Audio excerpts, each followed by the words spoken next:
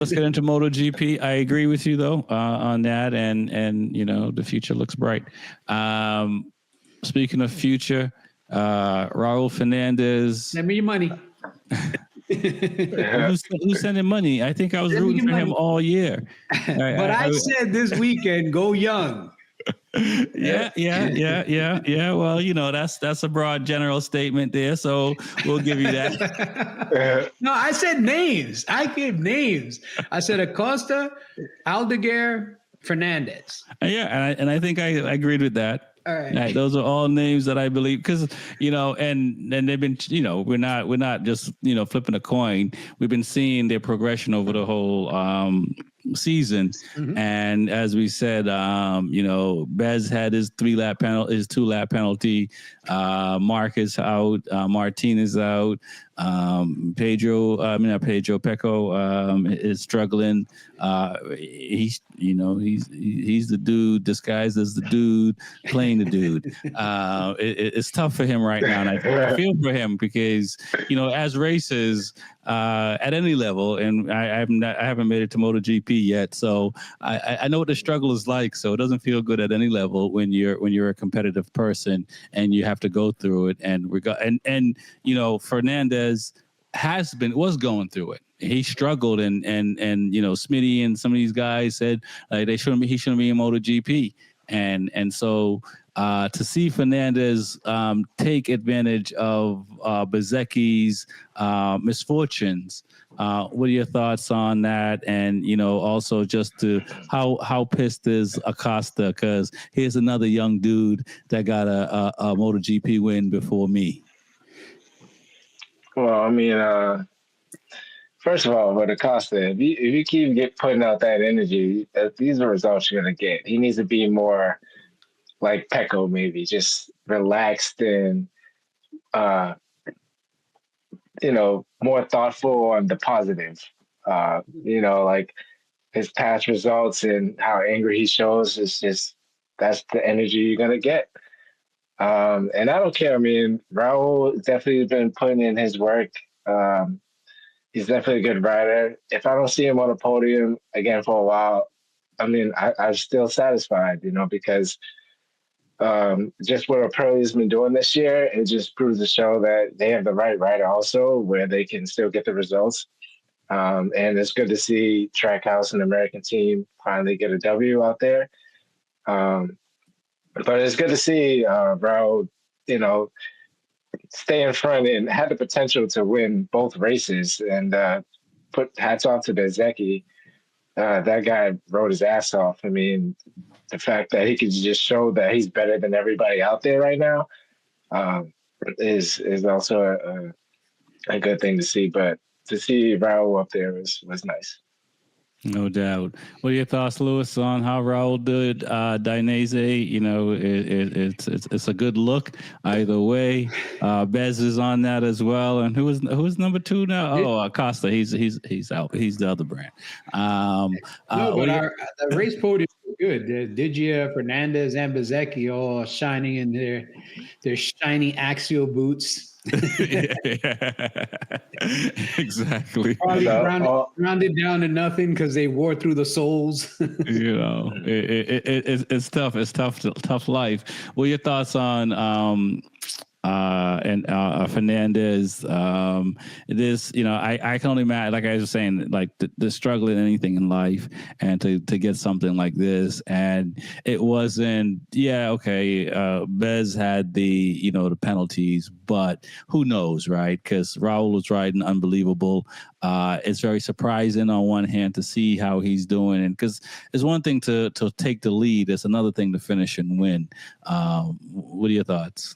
Yeah, no, I mean, he did an incredible sprint race. So it wasn't just a one-off fluke. Like, he had a really good sprint race, great result in the sprint race, coming in second. And then Bezecchi having those penalties definitely helped him out, but he still had to circle the track 20 plus times at the front of the lead and hold it there. And it's a long way that he's come, because we spoke about it. When he came to MotoGP, he came in with a kind of a little S on his chest, like, I'm the next big thing.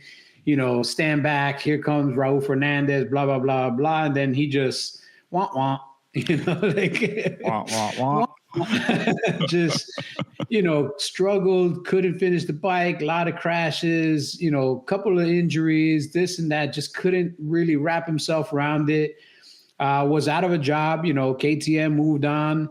He was able to get picked up by Trackhouse, the American team with no Americans. Yay! Anyway, Yeah. We got a trophy though. We got a trophy. Maybe they'll let an American hold it at some point. And then this year he started out slow again. This year, like it took him some time to get adapted to the Aprilia. But all this comes back to what we spoke about before. Is this the fact that Bezzecchi's been the leading or guiding light at Aprilia? Because if Martin was the guiding light at Aprilia, how much of the knowledge do you think would trickle down to Bezzecchi and to the other teams? Right. Is it because Bezzecchi's in that position and he's a little bit less self-conscious about who he is, that more information is trickling down, the bike's getting developed in a different way? Bezzecchi's riding style is the typical MotoGP riding style. It's not anything unique. Bezzecchi's not dragging shoulder, like Martin does. Like it's a little bit more of that common riding style, not the over extreme riding style. So they built a bike to help Bezzecchi, and it just happens to be that same bike also helps Fernandez. Yeah. So overall, I think it's helping Aprilia to build a more well-balanced bike than try to build a bike specifically to try to make Martin look like a superhero. Yeah. No, I think that you're right. And as we were talking about it earlier, it has to do with Bez. And I don't think that if Martin was healthy, it might have been a different look for Aprilia this year overall, because there's no guarantee that Martin would have been able to develop the bike the way it's been developed. And Bez has been on the record to give Valentino Rossi credit for coming into Aprilia and spending Evelyn to help them sort the bike out. So that's pretty impressive when you're the owner of a Ducati team and, you got this rider that you'll sacrifice information for to help get better. So it might have been different. So Aprilia has, I think the whole Aprilia squad, and I'll throw it to Troy to talk about this a little bit. I think the whole Aprilia squad is different because Martin isn't there, and next year is going to be different because how can he take over that team again? I mean, he never had it because he crashed out. So how can he get it after what Raul has done and Bez has been doing?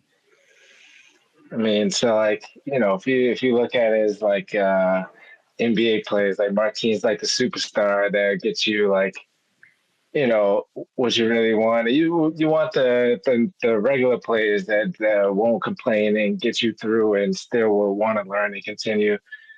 What I would expect out of Martin if he was part of there is for him and Bez doing exactly what Bez is doing, and for them to, as a manufacturer, be top 5 or top 10 and let it trickle down faster, opposed to like Lewis was saying, developing around Martin and him dragging shoulder and him making him look good, and then lose the direction of where it wants to go. So I think Bez is definitely the perfect example because he's not complaining. He's working hard, and he's showing it. And I really think it has to do with also him being competitive and able to follow Mark for a lot of the time that he was out there with Mark. And I think it showed him a lot and what was needed. And since Martin was around, he's the only one to really get feedback from, and it's all positive. So I think it has a lot to do with everything, and it's definitely a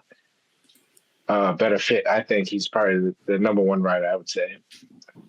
I agree with that. Before we move on, has there been a better 2 long lap penalties than what Bez did? Yo, my man. He went fast in a long lap than any of us would go in a normal lap. I was actually worried that he was gonna, because if you just clip the line at any point between the entrance and the exit, you got to repeat the whole thing again. Yeah. And I guess he practiced multiple times throughout the weekend, doing this as fast as he could. And my man nailed it, man. Like the first long lap, he lost 3 positions. Yeah. And the second long lap, he only lost 3 positions and still finished in third. Right. I mean, you added approximately 3.5 seconds to your overall lap time, and you still finished third. Like that's impressive, man.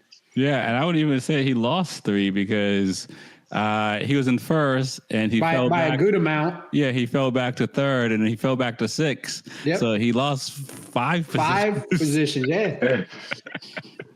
So yeah, he's moving. What are your thoughts, TJ, on that, man? Pretty impressive. Like I was saying, it's good to see Raul win, but like Bezzecchi was just showing that he was just better than everyone out there since we didn't have, all the top riders, minus Pecco when he was doing. But very impressive, to see someone to complete double long lap penalties, let alone just one, and very cleanly. And I give it to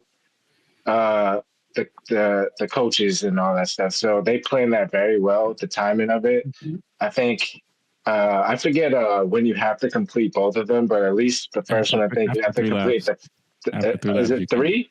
After 3 laps, you can start. I thought it was the 5. Yeah. So they don't count the first lap, but at the end of the first lap, they'll send you the warning to your bike, and then you have 5 laps to complete it. Yeah. But once you start the first one, you can start the first one on the 5th lap. You just have to complete the second one before the 6th lap. Gotcha. So they trust me, man. I paid real close attention. Like they planned this out to perfection. Get out front. You got 5 laps to try to get as big a lead as you can.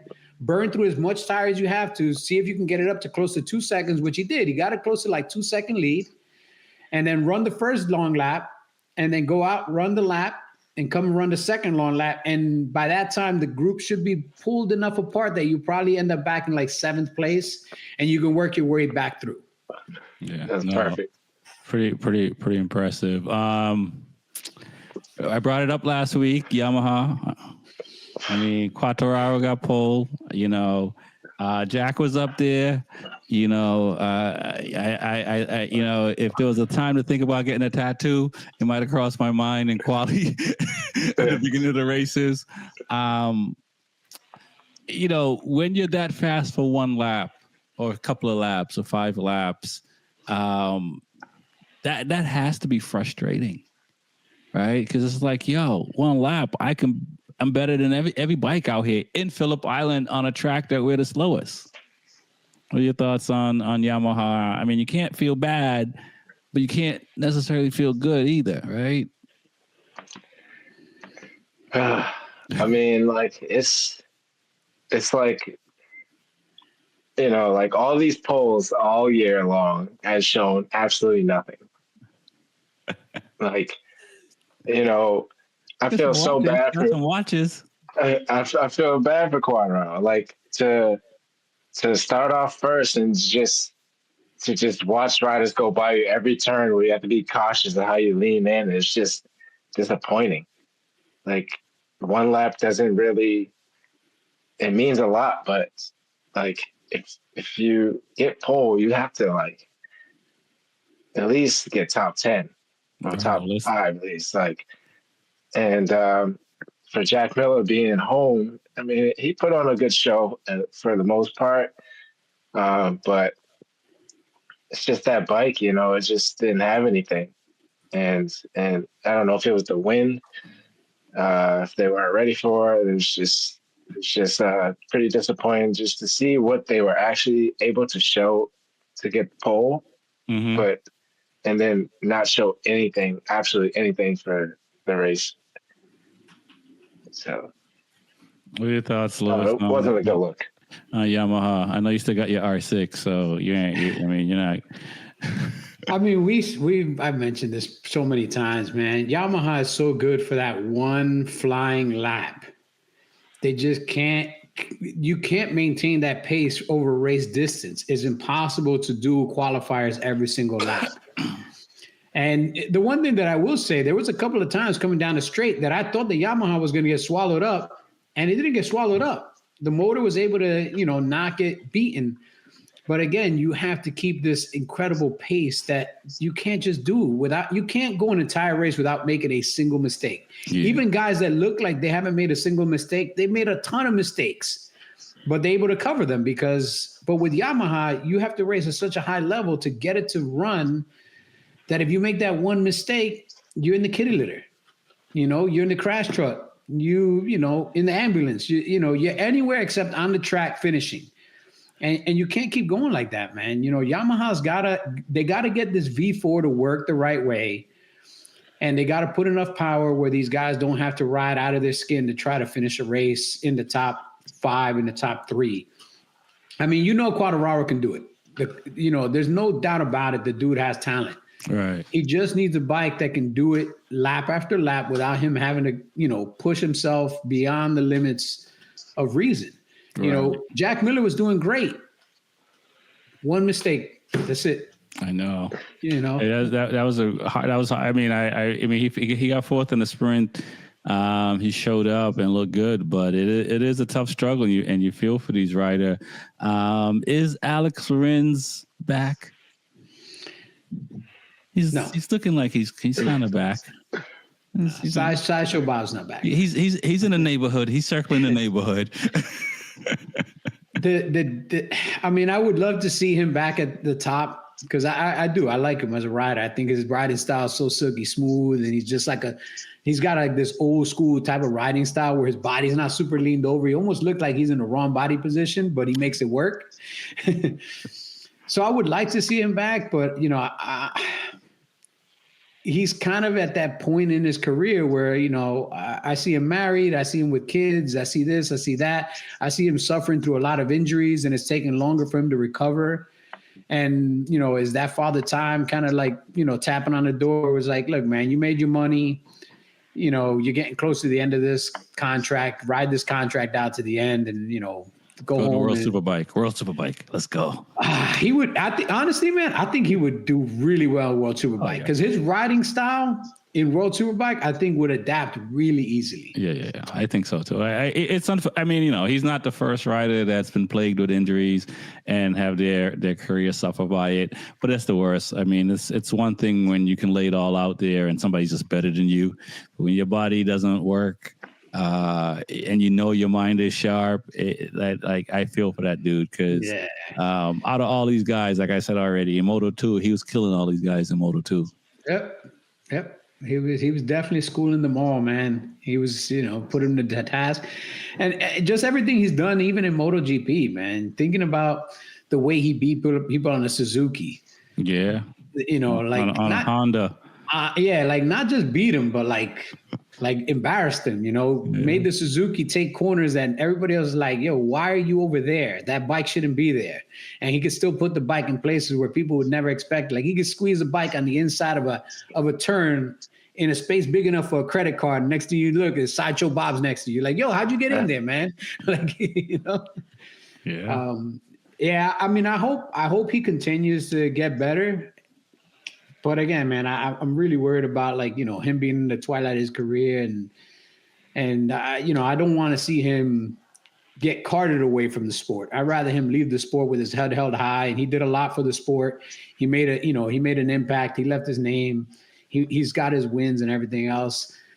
I don't think on Yamaha he's going to be able to do much because if Quartararo can't do it on a Yamaha, I don't think anybody can on a Yamaha. And even next year when Top Rack comes to Yamaha, it's going to be a rude awakening. You're not on a great bike.